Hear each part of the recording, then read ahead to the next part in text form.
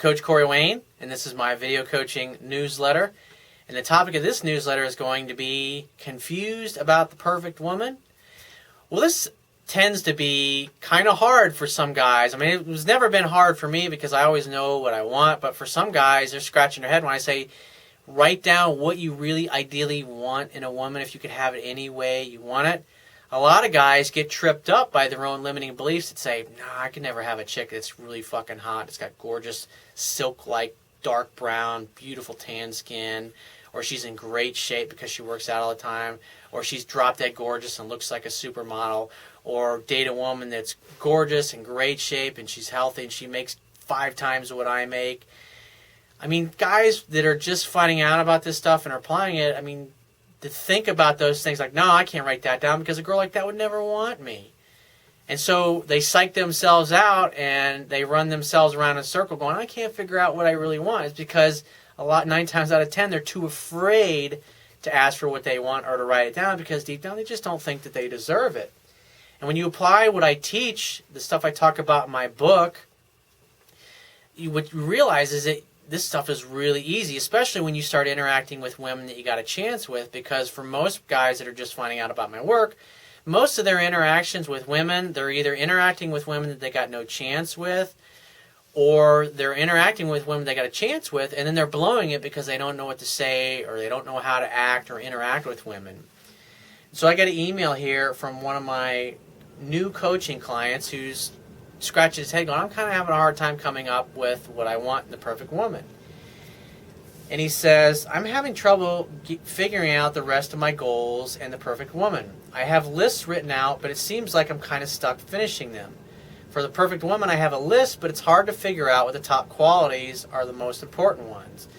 I mean, I want the hot-ass looking chick to be excited to see me and to hook up with me, but I don't want to get the same results as my ex. I'm confused. And the good news is when you're confused, it means you're about to learn something. And so you got to be specific. And the idea when I talk about writing a list is just to grab a sheet of paper and start writing. Don't sit there and think about it. Just say, if you could have it any way you wanted, what do you want? I want a perfect ass, perfect body. I want a girl that works out 4 or 5 days a week. I want her to eat healthy. I don't want her to drink very much. I want her to be focused on her goals and her outcomes in life. I want her to be a non-smoker. I want her to be a great communicator. I want her to have a good attitude, good sense of humor. I want her to be sexually open, sexually free. Whatever it is, just write all those things down as fast as you can. And maybe it takes 2 pages. Just anything that you've liked about women you've dated in the past, or maybe you've met in the past, but you've never met a woman that had those characteristics. Write them all down. It doesn't matter. And the idea is, once you get to the end of the list, there should be 20 or 30 things in there. And so once you get all those things down, then you go back through the list and you number your top 10. And I would say what's probably happened is you maybe didn't read the exercise too well or whatever, but once you get a long list, then you go through and you pick out the top 10 and just sit there and go, oh, I can't figure it out. It's like, pick the top 10. It doesn't have to be the final list that you're going to have the rest of your life. Because obviously when you start dating and interacting with lots of different women, the criteria on your list is going to change. And so it doesn't have to be fucking perfect to start, but you got to start somewhere, because if you don't write the list and you're not specific about the qualities that you want, then it's kind of like the shotgun approach. Then you're just going to be taking whatever shows up, and so you're going to be interacting and talking to and going out on dates with a lot of women that aren't what you really want. But if you're specific, and you're specific in your online dating profile like I talk about, Google the article that I wrote. Just Google Corey Wayne, the ultimate online dating profile, and you'll see what I'm talking about. Because that dating profile zeroes in exactly the kind of woman that I personally like to date, and you can model your dating profile after that. And so the women that contact you, at least the ones that actually took the time to read your dating profile, they will self-qualify themselves. If they don't match what you're looking for, or they don't like it, or they think you're a dick or whatever, they'll just move on to somebody else. He says, also, I see in your article about the ultimate online dating profile, I see the example, and I actually seem to share the same views, what I'm looking for, with a few tweaks. It would kind of help me out, and that's why I put it out there, is to be something, it's a model that you can model your own dating profile, but obviously don't fucking copy it word for word, because that's inauthentic, and that's not really what you want. I mean, I guarantee the things I like in a woman are not going to be the same things that you like in a woman, and vice versa. I mean, some of the characteristics about being a good communicator and taking care of her body and all that stuff, I mean, that goes without saying. But don't copy word for word what I do, because you're going to be attracting somebody that's the type of woman that I would like, but it's not necessarily what you like. And so he responded to a couple women on a OkCupid website, and he says he's disabled his profile because he says he feels that wasn't getting good enough responses. And so, yeah, I would just say go through and use the online dating profile that I wrote and use that as a model, but you got to take the time to do your own list so you can make sure you put those qualities in there of what you're looking for. I mean, you might be a rabid chess player and you want a woman that you can play chess with. And me, I played chess when I was a kid, but I don't really give a fuck about it, to be honest with you. And that's where you have to personalize what you put down in there. He says, also, I recently realized that another girl who was a student, but I didn't mention during our last session, may have liked me back in April, but I was caught off guard, I guess. She was always complimenting me and saying she could tell I lost weight. She also sat or stood next to me a few times.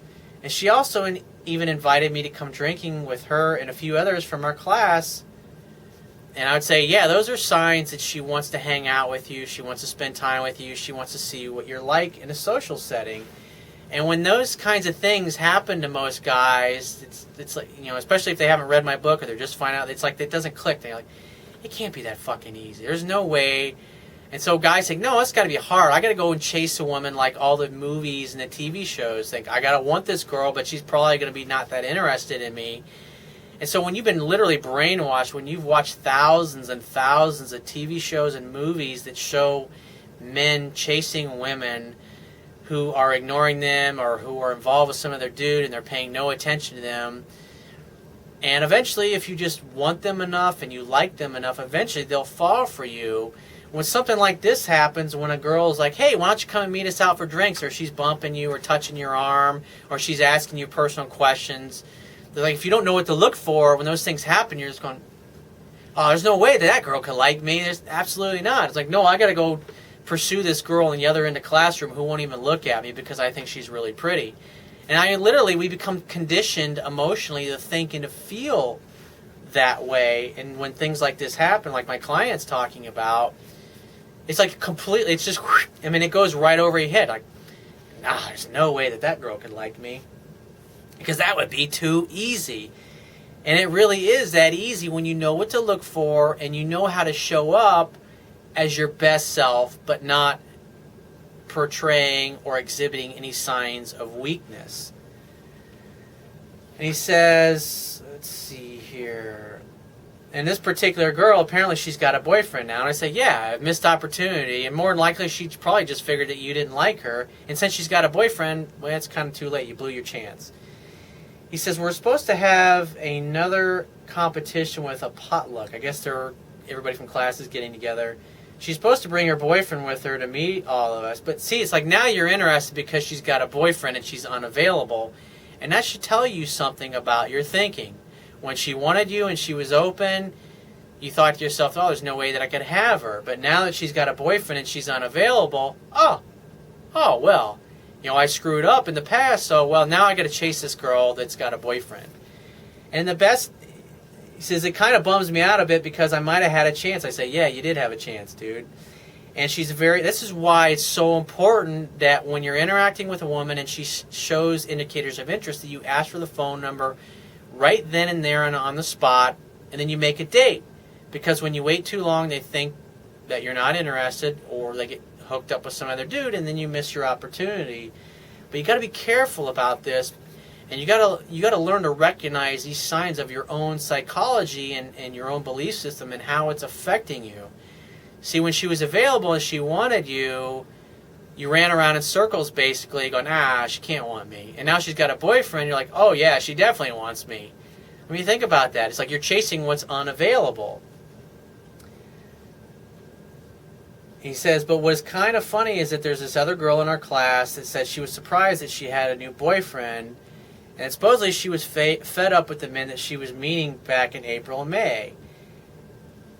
And I would say, yeah, that's exactly what's gone on here, is that she probably settled for some other dude and is dating him, but at the end of the day, she's with some other guy. And so I would move on with this particular girl, but keep in mind, it was a blown opportunity. And so if at some point in the future, I mean, when you're hanging out in a group, I mean, she still may give you those same indicators of interest or whatever. She may touch your arm. She may say, hey, we got to get together.